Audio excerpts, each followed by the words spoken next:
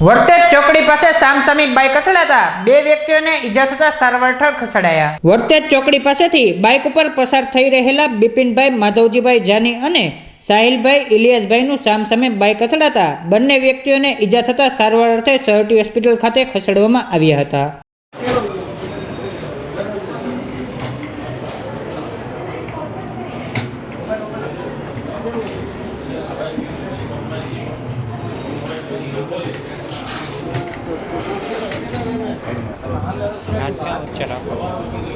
ladies છે કોઈ અંદર લઈ લઉં છું બાય સાઈડ